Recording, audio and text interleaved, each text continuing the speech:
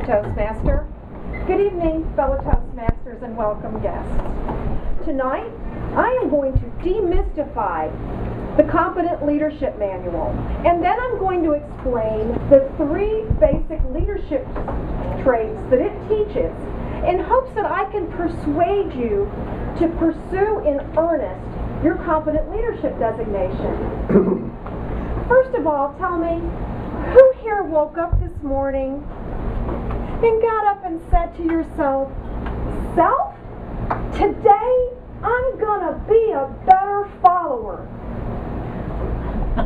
Nobody? Of course not. We're all here to learn to be better leaders. We want to be respected and looked up to. We want people to want to help us achieve our goals. Nobody here wants to be a better follower. And whether it's family or your coworkers, a congregation, or a political constituency, we all need to learn to be better leaders. And this manual can help us achieve the traits that we need to get what we want. It's broken down into 10 basic projects, each one teaching a different leadership skill. But I want to caution you, don't just open the book to the project and start reading through all the information. You're going to be inundated with requirements for different skills and different roles that you have to fulfill, and that's not how it works. First, early in the manual, near the beginning, is a project completion chart.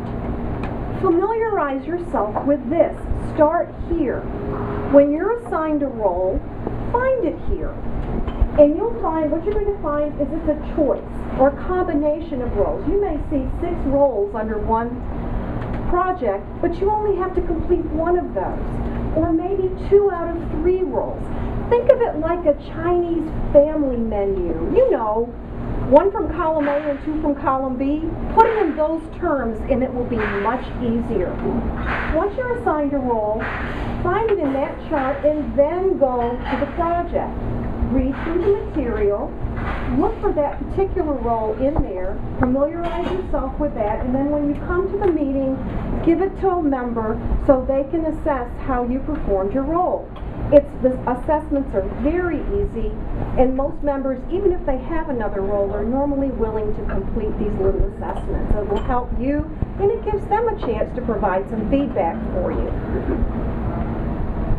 The icing on the cake can be that once you complete it, you can have Toastmasters International send a letter to your employer. Now, isn't that a nice thing to have in your personnel file? That you are a Toastmasters competent leader. Easy enough? All right. So, how many people here have completed their competent leadership manual? Ooh, nice. All right. Everybody else in the room, hold up a competent leadership manual.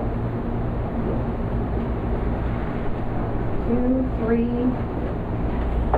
Well, Joan, I wasn't here 2 weeks ago, but I know that you reminded everyone to come prepared with their competent leadership manual to every meeting.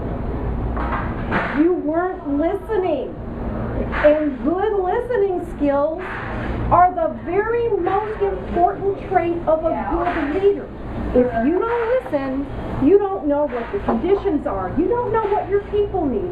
You don't know what the obstacles are. You don't know where you need to go if you don't listen. All you're going to do is lead your group in a little circle or right off a cliff. We're all familiar with Stephen Covey's 7 Habits of Highly Successful People. And we've all heard the phrase, seek first to understand. That means listen first. Learn those listening skills. And this manual gives you several opportunities to practice developing good listening skills as a counter, grammarian, speech evaluator, or general evaluator. The second main group of leadership skills that it provides an opportunity for you to practice is providing meaningful and constructive feedback. And those those opportunities are given to you when you fulfill the roles of, again, general evaluator and a speech evaluator, also as grammarian, timer, and the odd counter. Don't forget the odd counter. That's instant feedback. Don't be shy about shaking that can. That's your job when you're the odd counter. Finally, the manual gives you an opportunity to practice motivating and leading a group of people. And that's the role filled by the Toastmaster, officer's role, committee chair roles, and the general evaluator. I don't know anywhere out there in the real world where you can practice listening, giving feedback, and leading groups of people without consequence. But you can do that in here. Has anybody ever asked you, what would you do if you knew you could not fail?